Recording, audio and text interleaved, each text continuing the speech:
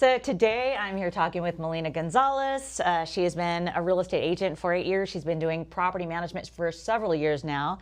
And we're going to talk about overall peace of mind. So talk to me, Melina, about when you are qualifying tenants for properties, and you being an investor yourself and owning property and understanding the importance of qualifying the right tenants.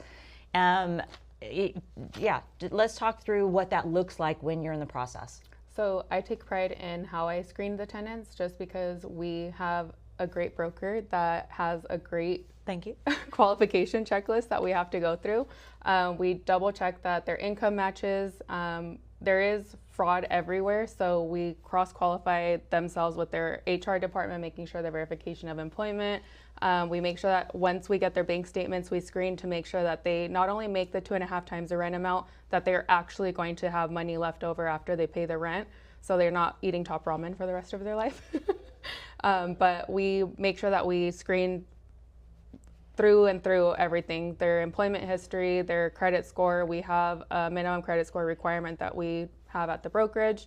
So we make sure we don't necessarily make exceptions for certain things, like bankruptcies or anything like that. We know people have rough patches, but it's important to not only secure us at the brokerage, but our owners that we lease these people to. Yeah, so the peace of mind for an owner is huge. When you have an investment and you're dealing with, you don't want to deal with the tenant directly, that we're a buffer. But, we get involved. Our job, our main goal is to protect the owner, and we want to find great tenants. So we used to years ago just use the 2.5 to 3 times the income in order, or the rent amount, sorry, for the tenant in order to qualify them for the rent. And what I'd noticed over time was that wasn't enough. So now part of our qualification process is making sure the tenant is qualified is if they were buying a home. So we look at their bank statements, we look at the ending balance on the bank statements, and we make a decision based on that, what their debt to income ratio actually looks like, what their actual monthly payments look like that show up on their credit report. And we use their net income, not their gross income. Right. So, these are additional things that we do to ensure that as we're qualifying the tenants, they're going to be good tenants. Now, talk to me, Melina. You've had recently a handful of tenants with your property in Corona. Yes. Talk to me about that, because there have been some kind of just unique things that we've encountered yes. With those properties, and you've had to delve in. And I mean, Yeah. we spend a lot of time qualifying the tenants to make sure they are going to be good tenants. Talk to me about that. So I have an investor. I do work with a lot of investors that they want to capitalize in real estate. So this particular client has a compound, you could say, and I got 5 lease listings from his compound. 3 of them so far have leased. I have 3 left because he just added another one. On one particular one, I had to involve Kellee because this gentleman actually falsified his bank statement.